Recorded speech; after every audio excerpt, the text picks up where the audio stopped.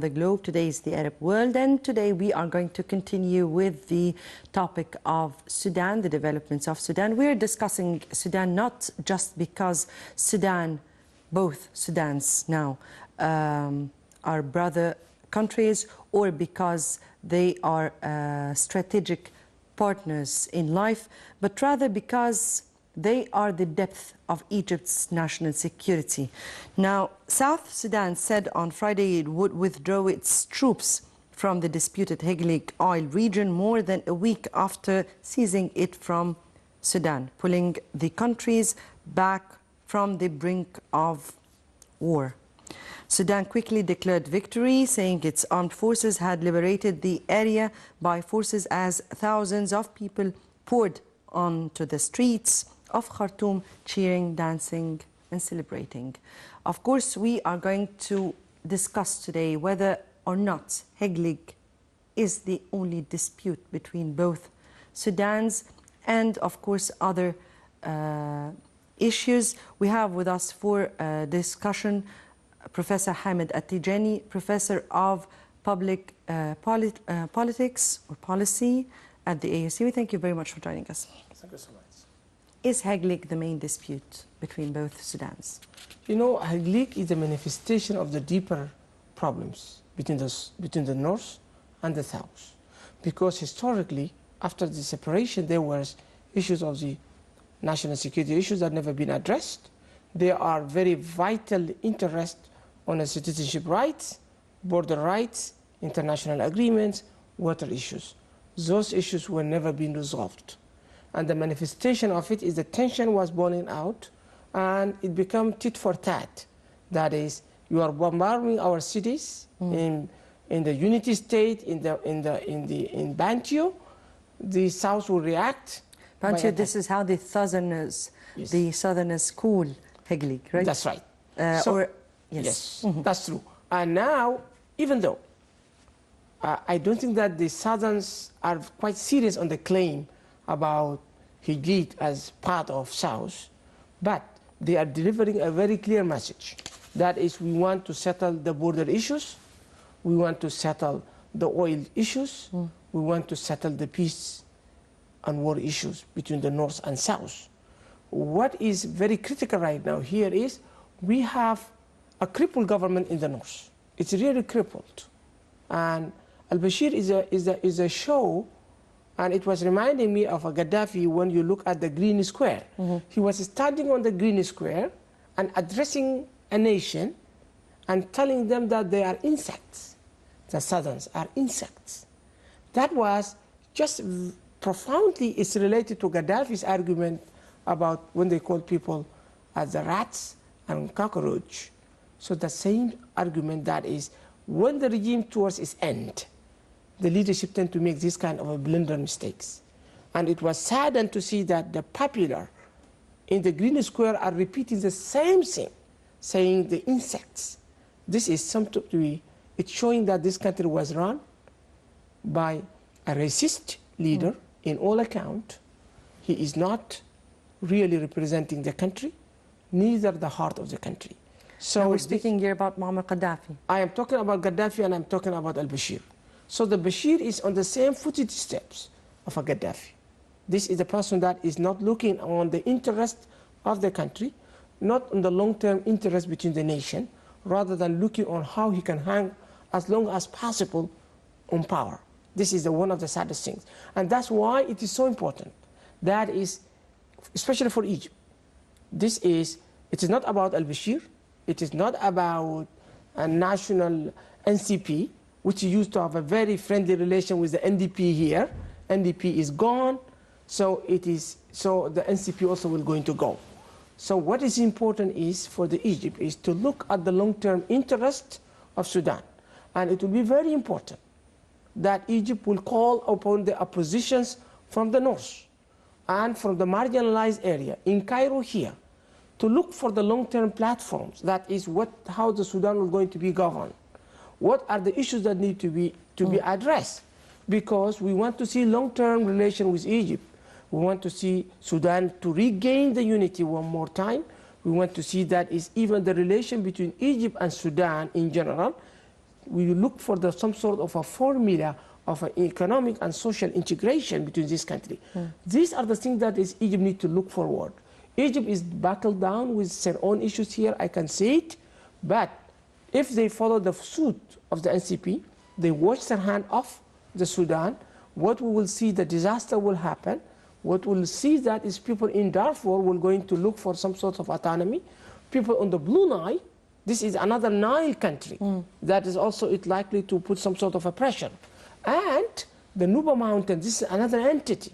So these are three entities that if the Sudan is broken down, it looks like what has happened in the Soviet Union, that the empire has collapsed. The breakup of several states. That's true. Of one state to several states. Several states. And what I would say is the U.S. interest is to see that the Sudan will be broken into smaller pieces. That will serve their interest quite a great deal. That's why now they're focusing in South, and they're going to come back later on and try to engage the issue of Darfur, and that shouldn't be allowed to happen. And that's why Egypt needs to get actively involved, call upon the oppositions, the rebel movement, and the marginalized group in Egypt here for a conference about the future of Sudan. Yes, it is true that will upset the regime in Khartoum, but it doesn't matter because the regime is going to go. What is important is the vital interest between the nations. And this is what Egypt needs to pay attention to. This is, of course, your opinion or how your vision towards how things should go. I guess Egypt will have to look into its interests with both Sudans as a very special case because, of course, Sudan, as I said, is strategic in its depth. It is the depth of its national security. Let's get back to Sudan and the Heglig issue. And we have seen a kind of compromise, maybe, or a kind of deal that went on. We don't know what exactly made South Sudan all of a sudden withdraw, or President Salva Kiir withdrew his own soldiers from the Heglig region. What do you think that really went there? You know, what is important is if you put pieces together, the Egypt foreign minister and with his team visited Khartoum, and they met there in Khartoum, and they went immediately to Juba. And whatever that the North has saying that is, we cannot start negotiation unless the Southern withdraw from Heglig. That's the demand of Khartoum. And when they went there, as President Salva Kiir never said no to Egypt. They said, welcome the Egyptian mediation. We're looking for it. So that means they're getting Egypt had get some concessions. You cannot give him without concession saying, I'm welcoming your initiative. And one of the key concessions was they released all the POWs. That was a good gesture from the south. The government of Sudan has reduced the bombardment of the air campaign in south. They reduced that substantially in the last few days. The other thing that is very important is President al-Bashir himself, 2 days ago, he was telling people in the gathering that is, they're going to hear good news about Heglig. Okay, they're going to see good news about Heglig. And that good news is, it seemed to be that's a deal that was underway, because the government, Sudan Armed Forces, has attempted 6 times to retake the city, and they were beaten back. They failed. So there is nothing make them that in the 7th time they're going to be successful, because their military power was broken, their military machine was broken in those 6 attempts. So this is one. The other thing is that for the U.S. Special Envoy was running, between Khartoum and Juba, and it was very clear the message coming from the UN and etc. was emphasizing for the South to withdraw. So there was a deal that has taken place, and today's statement from the Sudan Foreign Minister that is, we need to go on the negotiation table. That's an indicative that is they are withdrawing it. And even yesterday night, the moment that the government of South declared that they are withdrawing it, from the military goals, you already make the withdrawal before you declare it. So once they declare it, less than a few minutes, the government of Sudan said, we are recapturing the city. Yes, exactly. And until yesterday night, there was no pictures that was showing, live pictures. There was no live pictures. The journalist has asked to be transported there to carry live messages, and the government said, no, we cannot do that now. Yes, in fact, the Southerners said today that they have started to withdraw their own troops starting this morning. That's true. That's true, and that's why Salva Kiir said, we challenge the government of Sudan to bring live pictures from that area, showing that is our machines are broken, showing that is our soldiers, dead soldiers. That never come out. So there was a deal that is done it. It is a safe facing for the regime of al-Bashir, though the Bashir for some sort of demoralized, his troops were demoralized. The NCP was almost in disarray. So he tried to re-energizing his troops by saying we liberate the city. And it is to me, it's a scandal, that is. Some sort of a strategic town of all 50% of the oil is coming from there, being captured for 10 days, you cannot able to regain the city. And now, after the Southern declared they are leaving it, you are saying I am victorious. It's showing that the NCP is a hollow, and the Sudan armed forces are not ready to fight. Right. And the people in Sudan have tired from the wars. Let me ask you, how do you view a U.S. role, and what exactly could be the role that the U.S. has played in this? What's its interests, and moreover, why Heglig region is very important for both sides? For the U.S. role, of course, Obama is playing politics. He's because domestically he was under pressure to say something and to do something about Sudan, showing that he's doing something, but actually he's doing nothing. And the other thing is, U.S., they feel that Bashir is the best friend to them, because they were never going to find any leader coming to Sudan to do what Bashir is doing for them. Because Bashir has signed a blank check for the separation of South and is willing to give anything for his own survival. So it's a weak leadership, and indicted leadership, and it has isolated leadership. So this is the best one that are taking as a hostage. That's why the Obama administration is not keen towards driving al-Bashir out of power. They want to keep him in, get the South go, then they'll go after Darfur, they go on the Blue Nile while the Bashir will be there, and toward the end, when his mission is complete, they'll catch him. That's what it is. And that's why the U.S. role wasn't productive at all, and unfortunately, the regional countries will understand the environment much better, and they can preserve the interests. I think the Egypt's interests in Sudan are far greater than the U.S. interest or even the relation.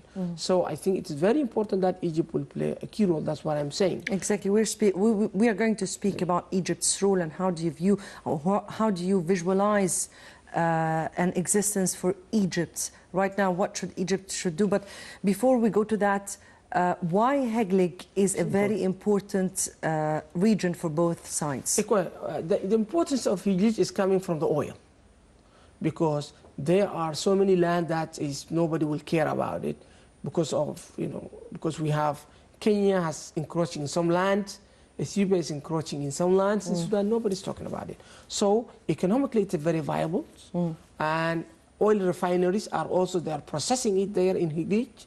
This is one thing.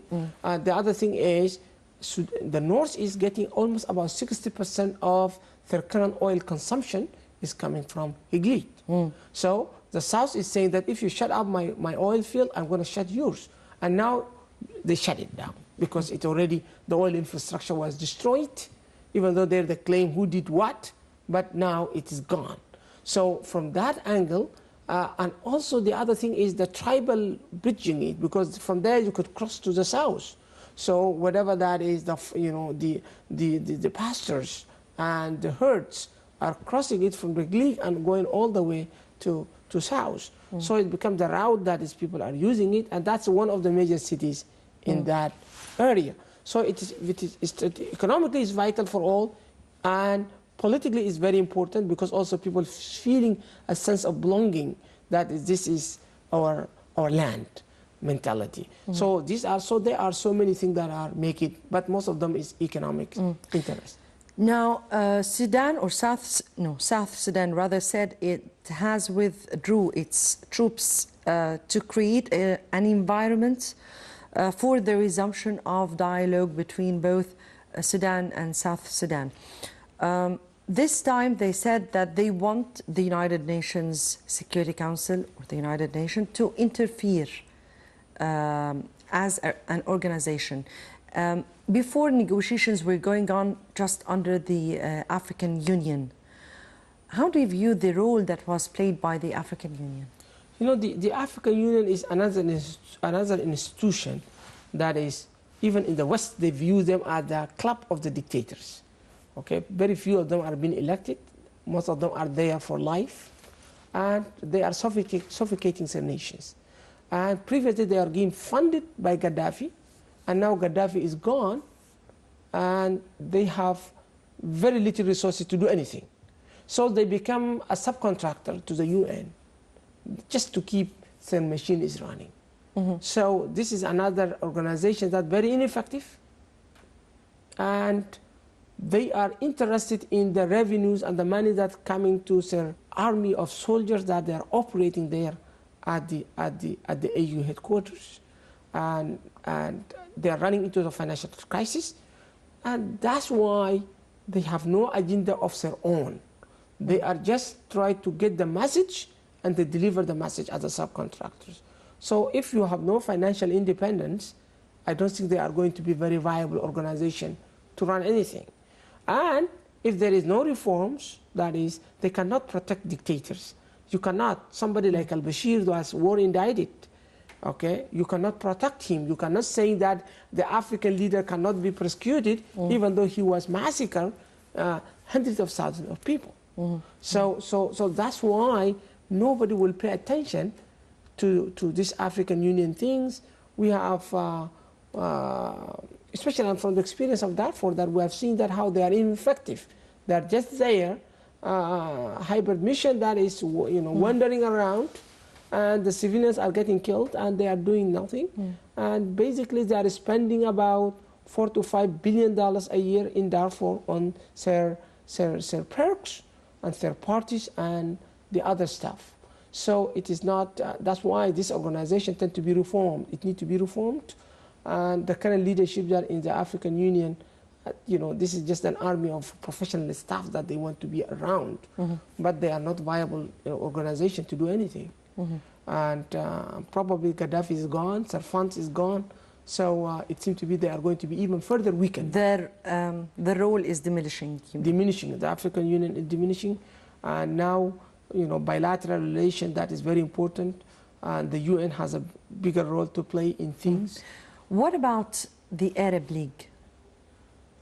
The Arab Leagues, especially their role in Sudan, they never understood the nature of the struggle in Sudan and conflict in Sudan.